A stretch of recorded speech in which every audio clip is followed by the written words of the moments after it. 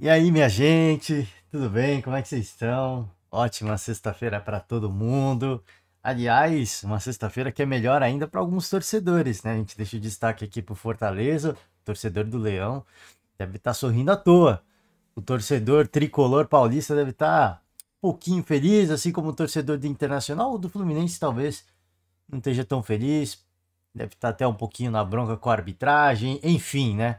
Enfim, a gente vai falar um pouquinho dessas quatro partidas, dos quatro brasileiros que entraram em campo, tanto na Copa Libertadores da América quanto da Sul-Americana. Mas o destaque inicial hoje é para este personagem aqui, tá? Então, acho que dá para deixar o destaque para esses dois personagens que aparecem na tela aí para vocês. O técnico Juan Pablo Vojvoda e o Iago Pikachu, né? Que inclusive torcedor argentino ficou na bronca, né? Pô, estamos tomando gol do cara que tem o nome de um Pokémon, né? A gente vai trazer aqui alguns posts, né, de alguns torcedores argentinos comentando isso. Mas o destaque. E aí, o torcedor, de repente, o torcedor do São Paulo, o torcedor do Flu, né? Pô, dá uma moral pra gente, né? Libertadores, enfim. Bom, sobre o Fluminense, como foi o empate, né? Como foi o empate, vamos deixar para ler as aspas do Diniz. Ele falou um pouco ali do caso ali de daquela festinha do Quarteto Fantástico do Fluminense. E o Zubeldia acabou de chegar, né? O Zubeldia acabou de chegar. E este que está aí na tela é um dos treinadores mais longevos do futebol brasileiro, junto um pouquinho depois do Abel Ferreira, né? O Abel Ferreira tem mais tempo de casa, né? No caso do Palmeiras, do que o Vojvoda tem de casa no Fortaleza. Mas são dois treinadores que são incaíveis hoje, né? No futebol brasileiro. Quando a gente falava de treinadores incaíveis, acho que era dois podcasts atrás, o Abel Ferreira, para mim, ele tá no topo, né? Ele é absolutamente incaível. Não há nem qualquer tipo de situação que faça o Palmeiras rescindir o contrato com o treinador português. E colocou na sequência o Vojvoda, né? O Marcelo Paz já falou várias repetidas vezes que o Vojvoda é incaível, né? Ele é incaível. E o Fortaleza de hoje, né? A contratação dele já passou por um aval técnico, de um entendimento daquilo que o Fortaleza queria como futebol, e a contratação do Vojvoda veio a preencher este vazio, né, da saída do Rogério Ceni. Precisamos de um treinador que tenha uma característica que a gente quer. Quem que tem no mercado? Pô, tem um tal de Juan Pablo Vojvoda. Eles foram atrás, entrevistaram o treinador, deu certo, ele veio e ele preencheu esse vazio de uma forma, cara, assim, é como uma peça de um quebra-cabeça, né? É claro que os resultados negativos eles acompanham, isso é natural, né? A derrota, o vice-campeonato na Sul-Americana é parte do processo. É parte de um processo. Eu, quando me lembro da final, poxa, eu sinto uma leve pitada de tristeza porque foi um jogo pro Fortaleza vencer, né? Tinha todas as condições, eu achei que ia ser campeão, confesso a vocês, mas isso é parte do. Depois a gente começa a ver como é que as coisas são, né? Como é que o time se estruturou, e a gente entende que tudo isso é parte de um processo, né? É parte de um processo. E o Fortaleza está nesse processo. Hoje, se a gente pensa nas equipes, talvez com menos. A palavra não é menos tradição, eu diria com menos torcida no futebol brasileiro. A equipe que mais cresce hoje e que tem condições de rivalizar com as equipes com as maiores torcidas do país, e aí fica o destaque para o Flamengo, fica o destaque para o Corinthians, fica o destaque para o São Paulo, para o Palmeiras, ou Palmeiras e São Paulo, né? Aí fica a cargo do torcedor, Vasco também. Enfim, a equipe que tem mais condições de chegar nessas no mesmo patamar, né? No mesmo patamar, não em tamanho de torcida, mas assim, da estrutura do clube, da quantidade de patrocínios que pode conquistar e ter uma receita que o permita encarar com o pé de igualdade é o Fortaleza, sem dúvida nenhuma. Em termos de gestão, o Fortaleza, eu acho que está junto ali com o Palmeiras no topo das equipes com a melhor gestão do futebol brasileiro. Em todos os aspectos, tá? Se a gente for pensar só no financeiro, o Flamengo sobra. É óbvio que a torcida também ajuda muito, mas é uma excelente administração. Pelo menos no lado empresa, o Flamengo talvez seja o melhor de todos. Mas no conjunto da obra, né? Tem o lado empresa e tem o lado esportivo. E quando a gente coloca esses dois pesos na balança, as duas equipes mais bem administradas do futebol brasileiro hoje é o Palmeiras e o Fortaleza. Né? Por que a gente sempre cita o Fortaleza como um case importante? Às vezes o torcedor, eu acho que fica um pouquinho.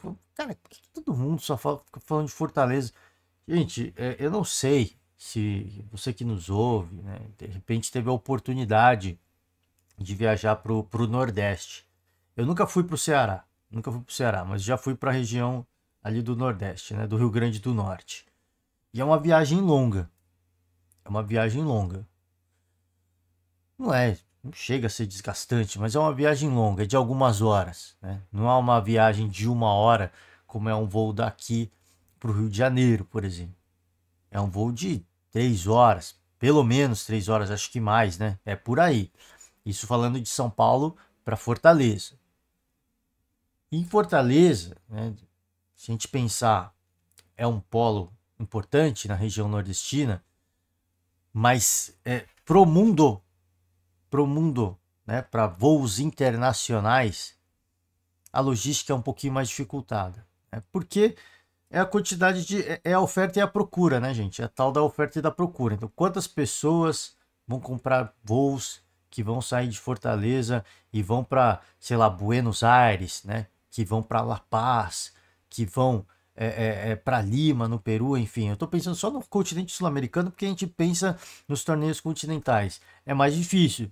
Muitas vezes essas equipes têm que vir para São Paulo ou para o Rio de Janeiro, onde tem uma quantidade de voos mais expressiva, para conseguir fazer essa logística. Então, pensa aí, 3 horas de viagem de Fortaleza até São Paulo, pelo menos, tá?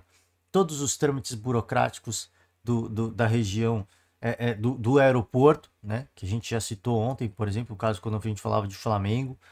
E depois tem que fazer todo esse trâmite mais uma vez para embarcar numa segunda aeronave e viajar para qualquer que seja o destino na América do Sul para jogar futebol. Chega lá no país, tem que fazer todo aquele trâmite burocrático mais uma vez. É um processo longo e demorado e desgastante e cansativo. E muito cansativo.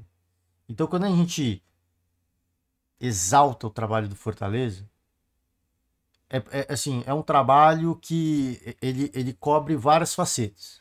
Na questão administrativa, hoje é um clube rico. Hoje é um clube rico. Eu me recordo que há 2 anos atrás, a gente ouvindo a coletiva do Marcelo Paz, né, presidente Marcelo Paz, ele, 2, 3 anos atrás, ele dizia, né, que existe, tem um teto de quanto a gente pode pagar, o valor de longe se equiparava ao que pode pagar um Palmeiras para um. Não vou nem dizer o Palmeiras, mas que poderia pagar, por exemplo, o Vasco, né? Que está se reestruturando, que poderia pagar um Grêmio, por exemplo, também está se reestruturando bem, que poderia pagar um Fluminense, o São Paulo. De longe, o Fortaleza se equiparava a essas equipes, né, na questão do quanto que eles poderiam pagar para um atleta. Hoje, o Fortaleza rivaliza com essas equipes em termos de poder financeiro para contratar ou para manter um atleta no grupo. Então, na questão administrativa vai bem, na questão esportiva vai bem, né? E no planejamento, porque a gente fala de logística, né? A gente sempre fala de logística.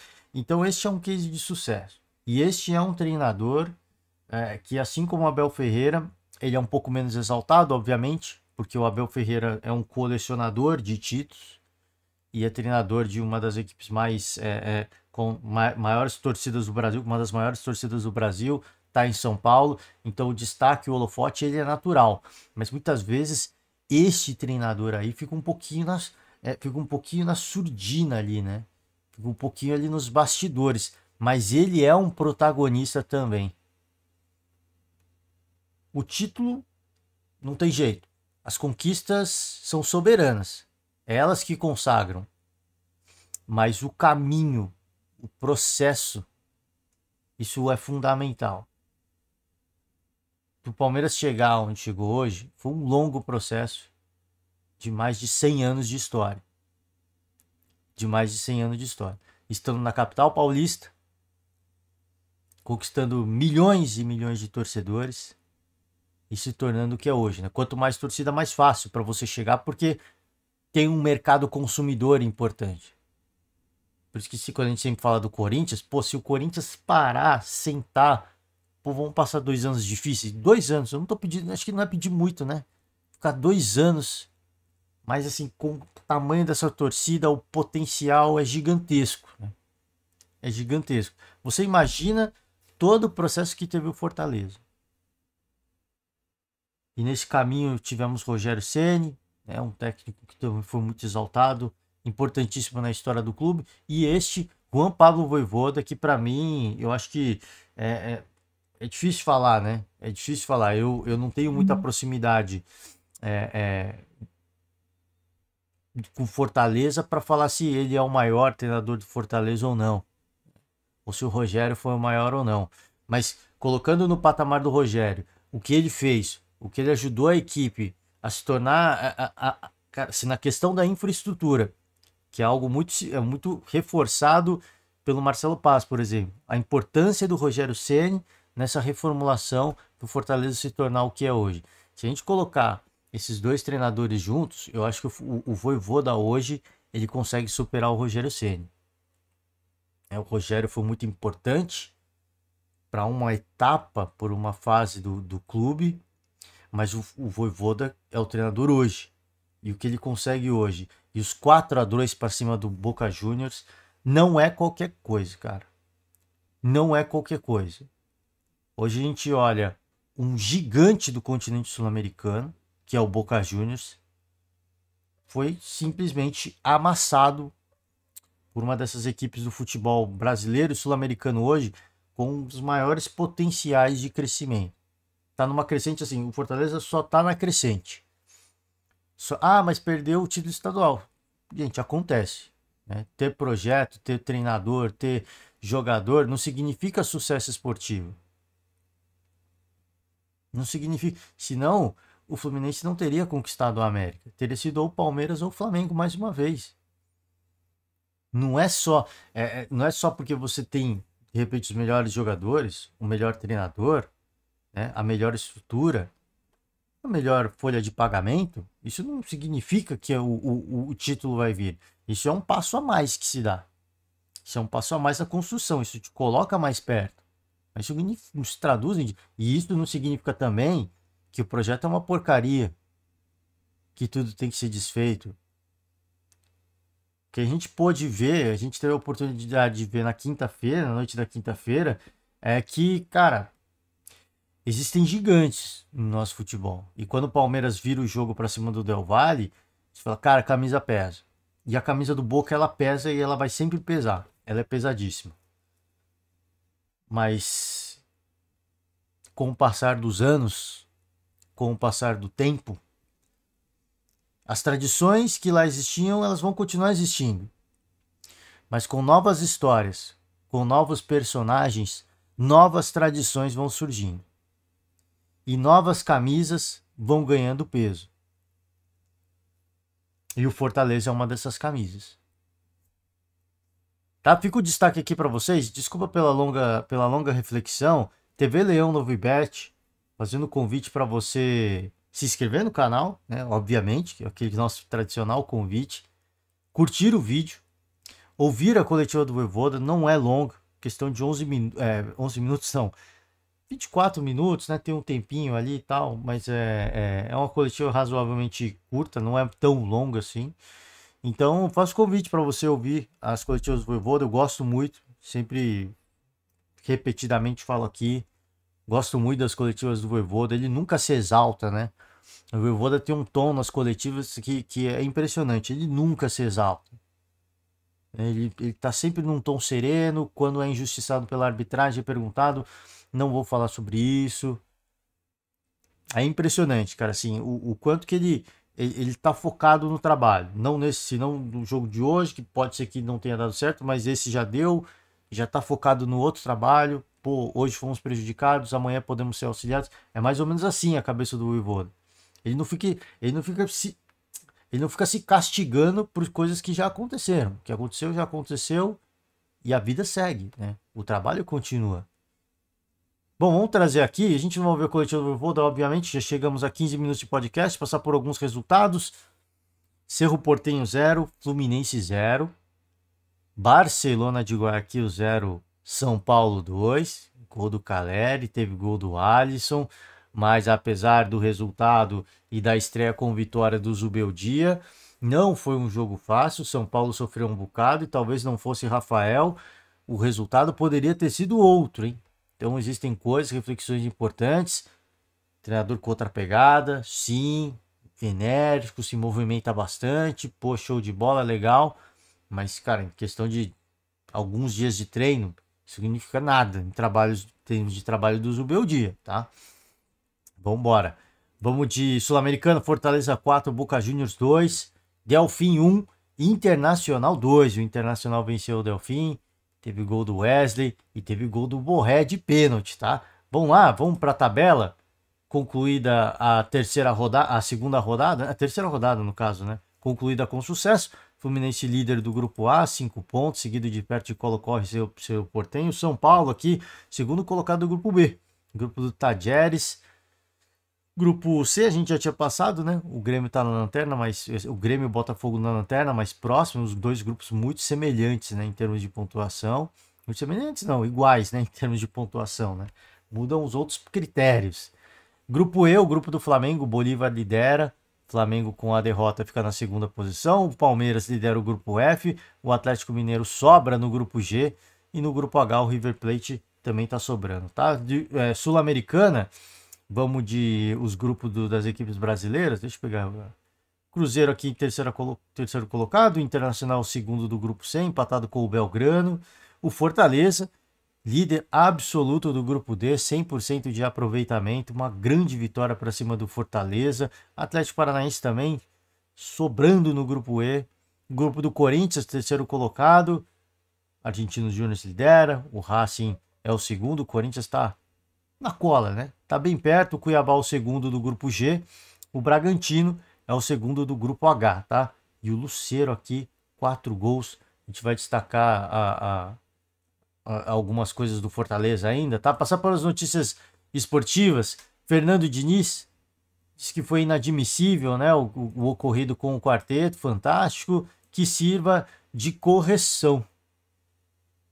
John Kennedy, Alexander, Cauã, Elias e Arthur, mais uma vez deixando destaque em relação aos jogadores, foi algo inadmissível, ainda mais nos tempos de hoje. A gente espera que sirva de correção para esses e para outros, para o futebol brasileiro levar mais a sério o futebol profissional. Há muitas famílias envolvidas, a gente tem que trabalhar com respeito e o máximo de empenho para que as coisas aconteçam de maneira correta, né?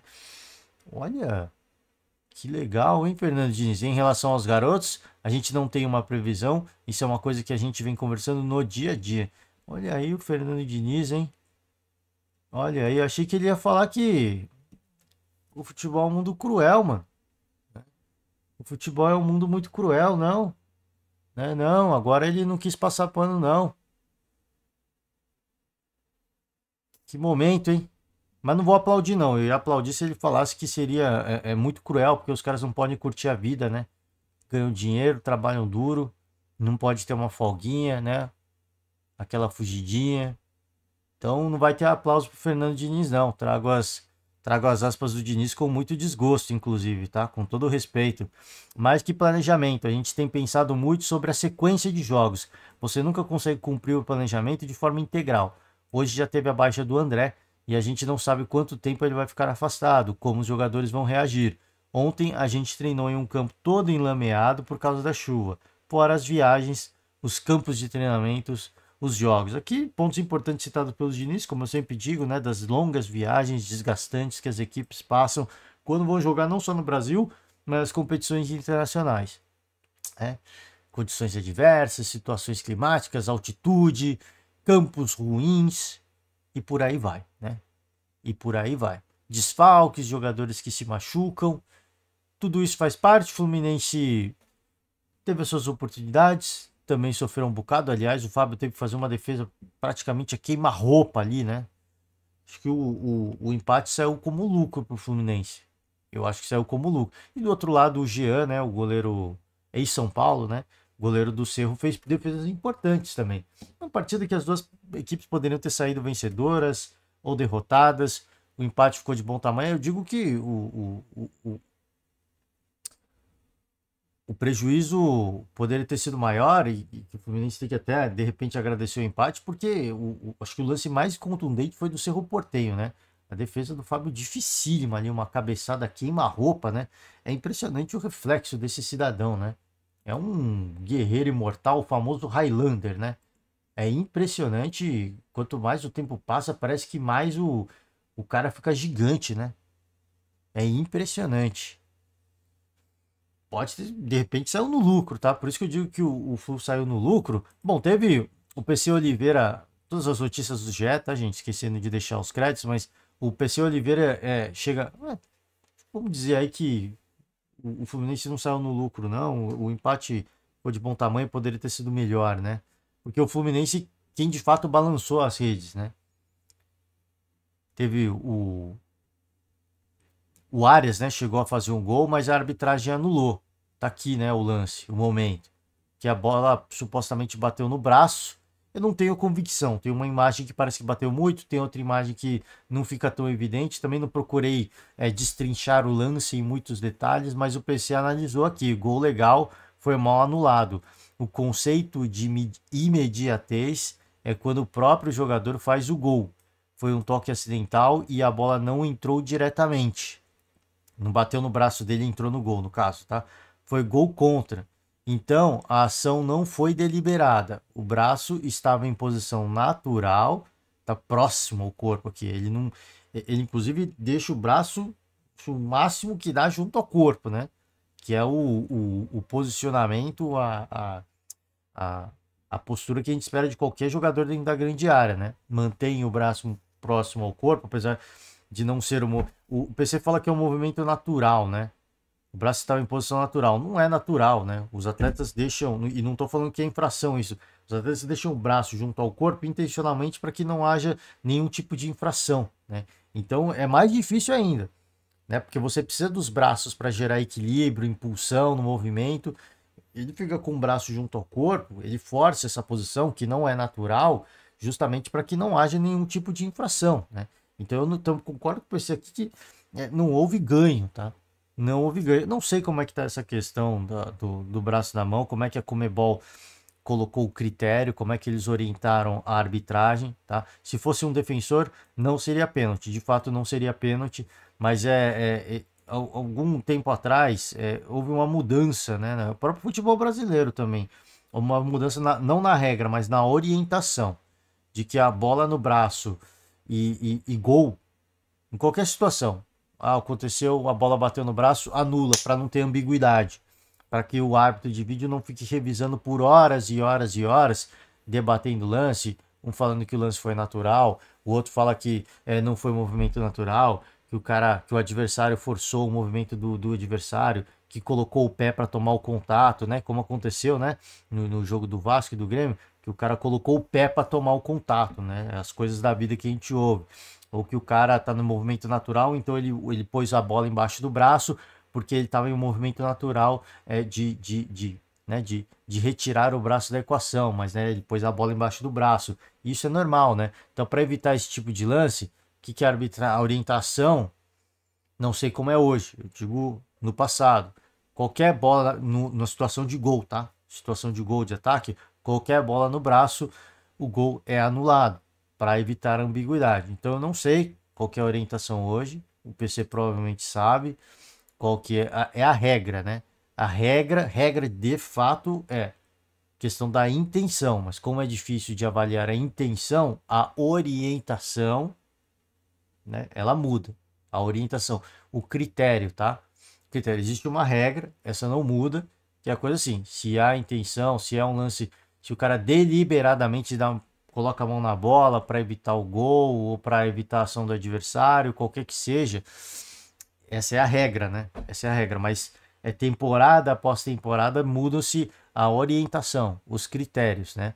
Então existe um consenso, pô, vamos todo mundo fazer assim, não é regra, mas vamos fazer assim para evitar desgaste, erros de interpretação e tudo mais. Não sei como é hoje, mas como eu falei, algum tempo atrás era essa orientação. Talvez o PC, imagino, talvez não, imagino que o PC esteja mais a par, então o gol pode ter sido legal, eu não sei, né? Eu não sei. Eu acho que o gol foi legal, mas eu não sei como é que tá a orientação da Conmebol hoje, né? Aí eu deixo pro torcedor. Vamos de São Paulo? Zubeldia, né? Elogiou o Alisson, disse que é muito intenso. Deixa eu agilizar aqui, gente. Estamos com 25 minutos. Vamos lá. Deixa eu pegar aqui. Eu tinha separado algumas aspas aqui, ó. Agradecimento ao Carpini, né? Não foi somente culpa dele. Né? Acho que é isso, né? Acho que é isso. Zubeldia muito intenso, né? Aqui o Alisson, né? Não é acho que eu peguei a matéria errada, o Bruno Gilfrida aqui. Acabei pegando as aspas Falei que o Zubeldia disse que o Alisson é muito intenso, é o contrário, né? O Alisson disse que o Zubeldia é muito intenso. De fato, ele é bem enérgico, né? Era para ter pego o artigo do Zubeldia, acabei pegando do Alisson, mas vamos deixar o destaque aqui para as aspas do Alisson, tá? Diz que o Zubeldia é muito intenso, vai nos ajudar muito no dia a dia. Ele mostrou ontem, na quarta-feira, no caso, no treino, que podemos melhorar e acrescentar ao nosso trabalho. Ficamos muito felizes de vencer, sabíamos que seria uma partida difícil. Jogo de Libertadores fora é pressão. Feliz pelo primeiro gol no São Paulo, numa Libertadores. Palavras do Alisson. A gente vai seguir com o Vojvoda, tá? Exaltou os jogadores, falou da resiliência, né? Destaque aqui para alguns atletas, como o Lucero, que marcou 2 vezes, o Pikachu marcou 2 vezes e teve chance de fazer mais, hein? E teve chance, quando estava 1-0, o Pikachu teve uma oportunidade assim claríssima, né? Ele dá até uma chapeleta, dá um chapéuzinho e o Romero vai bem, o goleiro do Boca, né? O Romero vai bem no lance também. Mas teve a chance, hein? O Pikachu assim, tá jogando de atacante mesmo. Tá jogando e a conexão Lucero e Pochettino é impressionante, né? Porque o primeiro gol já é um erro de saída de bola do Boca, o Pochettino já faz um toque rápido para o Lucero, que marca o primeiro gol, o segundo gol, Pochettino mais uma vez, bola parada, ele faz uma cobrança curta, né? Ali na entrada da grande área, e o Lucero cabeceia de longe, faz um golaço, né? Um gol assim, pegou o Boca de surpresa ali, porque foi uma cobrança curta, né? Assim, na entrada da grande área mesmo, uma cabeçada forte, meio balãozinho, ficou rendido ali o Romero no lance, né? Então, alguns destaques e o próprio Juan Pablo Vojvoda, né?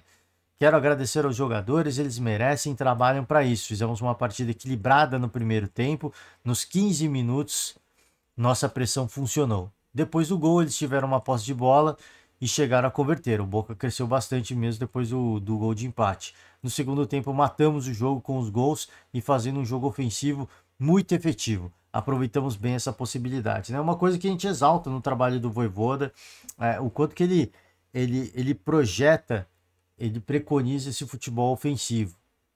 Mas algumas vezes não funciona, né? E aí às vezes a gente o critica por isso também. Então, tudo o que a gente usa para elogiar o Vojvoda, às vezes a gente critica, né? Eu digo por mim, porque tem jogos e jogos, existem jogos que de repente você tem que se retrancar. Mas nesse caso, como foi acontecendo os gols, o Fortaleza foi para cima e tinha que continuar mesmo, né? Um adversário como o Boca, você não pode dar. Se você tá vivendo um bom momento na partida, os gols estão fluindo, estão acontecendo, você tem que ir para cima e tem que garantir o resultado. Porque do outro lado tem um leão de competição sul-americana, né? Que é o Boca, não preciso nem falar, um dos maiores vencedores da Conmebol Libertadores, tá? Aqui, repercussão da imprensa argentina. Um duro golpe, hein? Um duro golpe, vamos lá. O Clarim destacou que o Boca teve um segundo tempo para a defesa esquecer. E também destaca a dificuldade no grupo D. 3 dos 4 gols do Fortaleza foram marcados na segunda etapa, né? atuação elogiável no segundo tempo. Então aqui o destaque, tá? Não vou praticar meu espanhol aqui, né? Mas diz que o Boca sofreu uma dura derrota diante do Fortaleza e se complicou aí nas suas aspirações na Copa Sul-Americana. Gol do Pikachu, reação dos torcedores argentinos, dizendo aqui, ó, Boca perdeu. Tomamos 2 gols de um que se apellida Pikachu. Gol de um Pokémon, né? Aqui, ó. Pikachu com a camiseta do Fortaleza. Um Pokémon meteu o gol no Boca.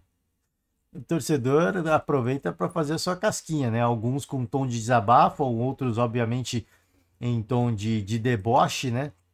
E aqui o Kudê criticou as condições do gramado, né? Isso já aconteceu no Brasil, né? Cansaço enfrentado pelo deslocamento. A delegação precisou retornar ao Brasil por não ter a liberação de passar pelo espaço aéreo peruano e só chegou ao litoral equatoriano na madrugada de quinta. Olha os dramas logísticos, né? O gramado, apesar de verde, estava longe das condições ideais. Estava pintado para camuflar as irregularidades. Isso já aconteceu no Brasil, na Copa do Brasil, se eu não me engano. Era uma vitória muito necessária, quase incondicional. Precisávamos dela. Estou feliz pelo esforço que fizeram. Adaptamos-nos às distintas maneiras. Quando os jogadores estão dispostos, é muito mais fácil. O mais importante era o resultado e conseguimos. Tá? Que a questão do gramado é importante destacar também. Acho que é mais relevante a questão do deslocamento da logística do que o gramado em si, porque o Inter acabou de jogar o campeonato estadual e o campeonato estadual são condições adversas semelhantes a que o Inter vai encontrar na Copa do Brasil ou que vai encontrar ao longo da Sul-Americana, né? Então a questão do gramado ruim nunca é legal, dificulta o jogo, o toque de bola, o jogo rápido, o contra-ataque, o jogo vertical, sim, dificulta muito, mas acho que a logística pesa muito mais, né? Enfim, gente, ó, vamos finalizar por hoje. Passamos aqui de meia hora. Então, deixar mais uma vez aqui o convite aberto para vocês acompanhar um pouquinho da coletiva do Vojvoda, deixando uma moral aqui, né? Não é todo dia que se vence o Boca Juniors por 4-2, né? Não é todo dia que se vence uma camisa tão pesada como o Boca por 4-2. Então, por isso que a gente deixa o destaque mais uma vez. Vocês que nos acompanham até aqui, eu peço para deixar aquela famosa moral. Por hoje eu vou encerrando. Desejo a todo mundo uma ótima sexta-feira, né? Vamos pegar leve, com moderação, né? Vamos devagar. Não vamos queimar não vamos queimar a largada, hein, gente? Vamos pegar leve. Agradeço demais. Ótima sexta-feira. Aproveitem. Ótimo final de semana. Um forte abraço. E semana que vem nós estamos de volta. Tchau.